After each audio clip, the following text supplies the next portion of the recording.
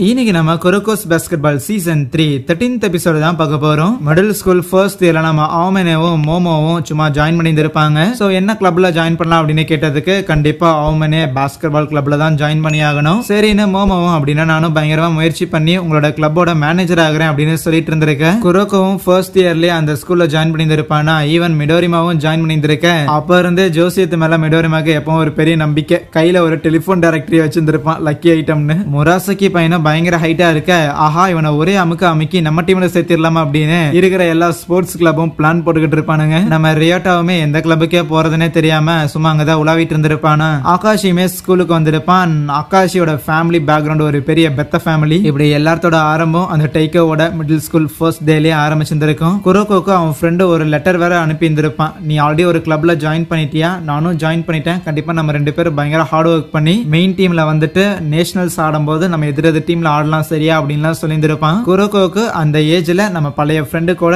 எதிரெதிர் டீம்ல நின்று போட்டி போடணும், அதுக்கு பாஸ்கெட் பால் ஆடணும், அவ்வளவுதான். Simple mind. பாஸ்கெட் பால் கிளப்புக்கு ஃபர்ஸ்ட் இயர்லயே நிறைய பசங்க அப்ளை பண்ணியிருப்பானுங்களா. ஆகையால் அவங்களோட திறமைகளை வச்சு குரூப் பிரிப்பாங்க, 3 டீமா பிரிப்பாங்க. கரெக்டா பாஸ்கெட் பால் கிளப்புக்கு வெளியிலேயே தான் நம்ம ரியோட்டா பையன் நின்னுகிட்டு இருப்பான். ஓஹோ ஏதோ இன்ட்ரெஸ்டிங்கா உள்ள நடக்குதுன்னு நினைக்கிறேன். என்னதான் இருந்தாலும் எல்லா ஸ்போர்ட்ஸும் எனக்கு அத்துப்படி தான், பாஸ்கெட் பால்லாம் ஏன் ஆடுறது அப்படின்னு யோசிச்சு ஃபர்ஸ்ட் இயர்ல அவன் ஆடாம தான் இருந்திருப்பான். தேர்ட் டீம்னு சொல்லி சில பிளேயர்ஸ் எல்லாத்தையும் பிரிச்சிருந்திருப்பாங்களா. அந்த தேர்ட் டீம்ல நம்ம குரோக்கோவும் இருந்திருப்பான். அதுக்கப்புறம் செகண்ட் டீம்னு சொல்லி இன்னும் கொஞ்சம் பேரை வந்து பிரிச்சிருந்திருப்பாங்க. இறுதியா ஃபர்ஸ்ட் டீம்ல 4 பேர், ஆமனே, மிடோரிமா, முராசகி அண்ட் ஆகாஷி. சோ அந்த 4 பேர் கூட விளையாடாதான் அவங்களால அபிஷியல் மேட்சஸ் எல்லாம் ஆட முடியும். செகண்ட் அண்ட் தேர்ட் டீம்ல இருக்கிற எல்லாருக்கும் அட்வைசர்ஸ் எல்லாம் அட்வைஸ் பண்ணியிருந்திருப்பாங்க. நீங்க கண்டிப்பா பயங்கர ஹார்ட் ஒர்க் பண்ணீங்கன்னா நீங்களும் டீம் நம்பர் 1ல இருக்கலாம், நீங்க மேட்சஸ்ல ஆடலான்னு. அப்படியே நாட்கள் போகும். குரோக்கோவுக்கு அவனோட ஃப்ரெண்ட் ஒரு லெட்டர் கூட அனுப்பி இருந்திருப்பான். என்னோட டீம்ல நான் இப்போ சப்ஸ்டியூட் மெம்பரா மாறி இருந்திருக்கேன், கூடிய சீக்கிரம் நானும் ஸ்டார்டிங் லைனப்ல வருவேன், நீயும் டேக்கோ ஸ்கூல்ல தானே இருக்கிற, அந்த ஸ்கூல் பயங்கர ஸ்ட்ராங் எல்லாம் கேள்விப்பட்டிருந்திருக்கேன், கூடிய சீக்கிரம் நம்ம 2 பேரும் மோதறதுக்கான நாள் வரும் அப்படின்லாம் பயங்கர எக்ஸைட்டா அந்த லெட்டர் எழுதி இருந்திருப்பான். என்ன பண்றேன்னு தெரியாத குரோக்கோவும் அட்வைசர் கிட்ட போயிட்டு ஈவினிங்க்கு மேல நான் கொஞ்சம் தனியா ட்ரைனிங் இருக்கட்டுமா அப்படின்னு ஸ்பெஷல் பெர்மிஷன் எல்லாம் கேட்டு நம்ம குரோக்கோ அங்க ட்ரெயின் பண்ண ஆரம்பிச்சிருந்திருப்பான். அப்படியே சில நாட்கள் போயிருந்திருக்கும். அந்த கிளப்ல ஒர்க் பண்றதுக்காக சில பொண்ணுங்களா இருப்பாங்களா, அவங்க கிட்ட எல்லாம் பார்த்தா நம்ம ஆகாஷிலாம் பயங்கர சாஃப்டா நடந்துக்குவான். அங்க இருக்கிற பொண்ணுங்களை நம்ம மோமோ கிட்ட அந்த ஆகாஷி மாஸ் இல்ல அப்படின்னு சொல்லிட்டு இருப்பாங்க. ஏன்னா வெறும் ஃபர்ஸ்ட் இயர் மிடில் ஸ்கூல் தான் படிக்கும் போது ஆல்ரெடி டீம்ல ஒரு வைஸ் கேப்டனா இருக்கிறப்பல பெரிய ஆள் தானே அப்படின்னு பேச, அதுவே ஆகாஷி மிடோரிமாவா பேசிட்டு போயிருப்பாங்கல்ல. அப்ப மிடோரிமா தான் என்னப்பா ரொம்ப நேரம் யோசிக்கிறேன்னு கேட்டதுக்கு, இல்ல இப்போ ஒரு மேட்ச் நடந்துச்சுல, இதுல நம்ம ஜெயிச்சிருந்திருக்கலாம், இருந்தாலும் ஒரு சில பாயிண்ட்ஸ் டிஃபரன்ஸ்ல தான் நம்ம ஜெயிச்சிருந்திருக்குமே தவிர நம்மளோட வெற்றிங்கிறது அடுத்த 2 வருஷத்துக்கும் கேரண்டியா இருக்கணும். அப்படின்னா இந்த ட்ரெடிஷனலான கேம் பிளே விட்டு நமக்கு இன்னும் கொஞ்சம் எக்ஸப்ஷனலா இன்னும் ஒரு ஆறாத ஒரு நபர் ஒரு சப்ஸ்டியூட்ல இருக்கிற மாதிரி எவனோ ஒருத்தன் தேவைப்படுது, கேமியா புரட்டி போடுற மாதிரி ஒருத்தன் வேணும் அப்படிங்கிற மாதிரி எதிர்பார்த்துருப்பான். அன்னைக்கு நைட்டு ஜிம்ல அவமனை எதையோ பார்த்து பயந்துருப்பானா, ஆனா அது குரோக்கோவா தான் இருக்கும். ஏன்னாச்சுன்னு குரோக்கோவும் கேட்கும் போதுதான் தெரிய வருது, லேட் டைம்ல இங்க யாரோ பாஸ்கெட் பால் ஆடுறாங்க, மேபி அது ஏதாவது ஒரு பேயா இருக்குமோ அப்படின்னு சொல்லி பசங்க எல்லாம் பேசிக்கிட்டு இருந்தானுங்க. அதனால தான் பேய சேலஞ்ச் பண்ணலான்னு வந்தேன், வந்து பார்த்தா நீ தானா அப்படின்னு பேசிக்க. அடிஷனலா குரோக்கோ இப்படி ஈவினிங் ட்ரைனிங் எடுக்கிறாங்கிற விஷயம் தெரிஞ்சதுக்கு அப்புறம் ஓகே ஃபைன் அப்படின்னா நானும் கூட சேர்ந்து டெய்லி ட்ரெயின் பண்றேன், கூடிய சீக்கிரம் நீ நல்ல ஒரு பிளேயர் ஆனதுக்கு அப்புறம் நம்ம 2 பேரும் பிளேயிங் ஃபைலா இருப்போம் சரியானு சொல்லியிருப்பான். அதுக்கப்புறம் சில நாட்கள் போயிருந்திருக்கும். அட்வைசர் நம்ம குரோக்கோ கூப்பிட்டு வச்சுட்டு, தம்பி நீ ஈவினிங் பிராக்டிஸ் பண்றதுல எங்களுக்கு பிரச்சனை கிடையாது, ஆனா நீ நைட் வரைக்கும் இங்கே ஸ்டே பண்ற காரணத்தால உன்னோட மார்க்ஸ் பயங்கரமா அடி வாங்குது. நான் உன்னை பாஸ்கெட் பால்ல இருந்து குவிட் பண்ண சொல்லல,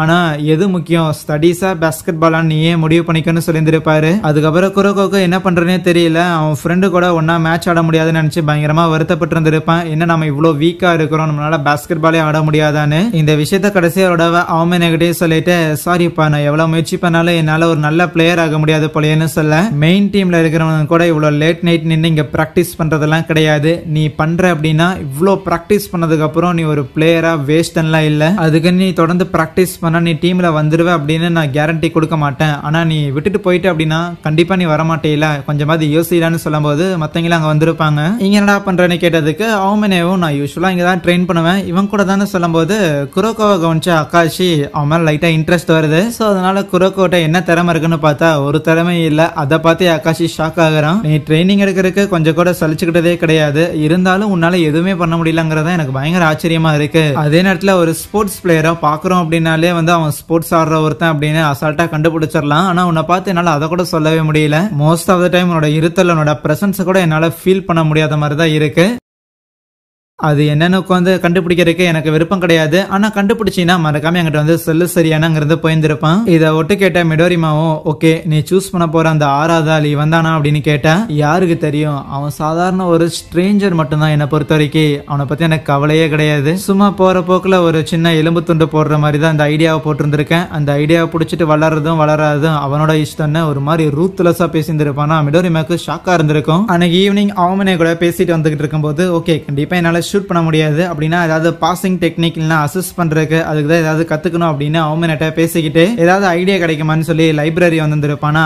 அங்க ஒரு மேஜிக் பண்ற புக் ஒன்று எடுத்திருப்பான். அதுக்கப்புறம் ஒரு 3 மாதங்கள் கழித்து நம்ம அகாஷியை போய் மீட் பண்ணியிருந்திருக்கேன். ஆனா ஒரு கேம்ல தான் என்னால இதை ட்ரை பண்ண முடியும் அப்படின்னு குரோக்கோ சொல்லியிருந்திருப்பானா. அதுக்கப்புறம் தான் அந்த மிஸ்டைரக்ஷன் அப்படிங்கிற அந்த ஒரு பாஸையை அவன் மேக் பண்ண ஆரம்பிச்சிருந்திருப்பான். இந்த விஷயத்த நம்ம அகாஷி பார்த்தா நீஜிமுரா அப்படின்னு சொல்லி அப்போ அந்த மிடில் ஸ்கூலோட ஆக்சுவல் கேப்டன் ஒருத்தர் இருந்திருப்பான். அந்த டைம்ல அகாஷி வந்து ஒரு வைஸ் கேப்டன் தான். அந்த நீஜிமுராக்கு அகாஷி எக்ஸ்பிளைன் பண்ணிக்கிட்டு இருப்பான். அதுக்கு பேரு மிஸ்டைரக்ஷன் அப்படிங்கிற ஒரு மேஜிக் ட்ரிக்னு. நேச்சுரலாவே குரோக்கோ பையன் வந்து ஒரு மேட்ச்ல ஒரு பெரிய த்ரெட் மாதிரி யாரும் பார்க்க மாட்டாங்க. அதனாலே அவனுக்கு ஒரு லேக் ஆஃப் பிரசன்ஸ் ஒன்று இருக்கு. அவனை யாரும் பெருசா கண்டுக்க மாட்டாங்கன்னு வச்சுக்கோங்களேன். இதை ஒரு அட்வான்டேஜா பயன்படுத்திக்கிறது மட்டும் இல்லாம ஒன்ஸ் அவன் வேற யாருக்காவது போற ஒரு பாலை திருட போறான், ஸ்டீல் பண்ண போறான், இல்ல அப்படின்னா ஒரு பாலை மிஸ்டைரக்ட் பண்ண போறான்னா எல்லாத்தோட பார்வையும் வேற ஏதோ ஒரு பிளேயர் மேலேயோ இல்லனா பால் மேலேயோ இருக்கா அப்படிங்கறத என்ஷூர் பண்ணிட்டு தான் அந்த ஒரு மிஸ்டைரக்ஷன்ங்கிற டெக்னிக்கை அவன் புல் பண்ணியிருந்திருப்பான். இன்னும் சொல்ல போனா அகாஷி எதிர்பார்த்ததோடமே ஒரு பயங்கரமான ட்ரம்ப் கார்டா நம்ம ஹீரோவோட இந்த பாசிங் டெக்னிக்ங்கிறது அவனுக்கு இருந்திருக்கும். ஆகையால் நம்ம ஹீரோவை மெயின் டீமுக்கும் போட்டிருந்திருப்பாங்க. சோ எப்படி இருக்க ஒரு பிராக்டிஸ் மேட்ச்ல அந்த ஐசக் இருக்கிறான்ல அந்த பையனை அப்ப ஜாயின் பண்ணியிருந்திருப்பானா. பிராக்டிஸ் மேட்ச்ல வர முடியாதுன்னு ஸ்கிப் பண்ணியிருந்திருப்பான் போல ஏதோ ஒரு காரணம் சொல்லிட்டு.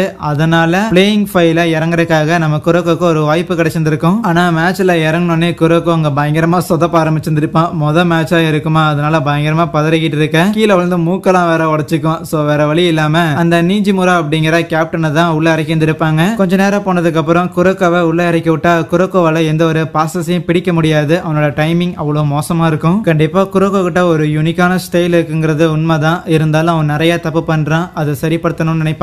அதுக்கப்புறம் அன்னைக்கு மதியானம் இன்னொரு ஒரு பிராக்டிஸ் மேட்ச் இருக்குமா. அந்த மேட்ச்ல குரோக்கோ பையனை விளையாட வைக்க வேண்டாம், அவனை எக்ஸாமின் பண்றதுலாம் வேஸ்ட் அப்படின்னு டீமோட அட்வைசர் முடிவெடுத்திருக்க. இருந்தாலும் நம்ம அவமனே தான் கமான் ப்ளீஸ் அவனுக்கு இன்னொரு ஒரு வாய்ப்பு கொடுங்க, மேபி இந்த வாய்ப்புலயே அவன் சொதப்பினானா அவன் கூட சேர்ந்து என்னையும் வந்து டிமோட் பண்ணுங்க அப்படின்னு சொல்லி குரோக்கோக்காக அவன் தான் நின்று இருப்பான். இத குரோக்கோவும் கேட்டிருந்திருப்பானா. அதுக்கப்புறம் அந்த 2வது பிராக்டிஸ் மேட்ச் நடக்கிறதுக்கு முன்னாடி அந்த நீஜிமுராங்கிற சீனியர் பையன் நம்ம அயசாக்கி ஏதோ கேமிங் சென்டர்ல இருந்து அடிச்சு இழுத்து வந்திருப்பான் போல மேட்ச் ஆட வைக்கிறதுக்காக.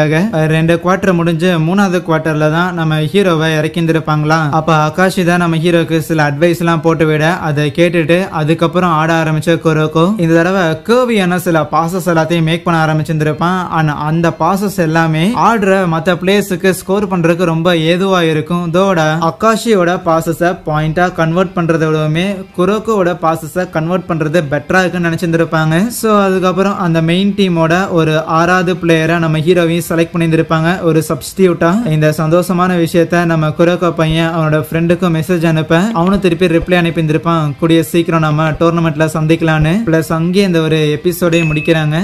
So thank you.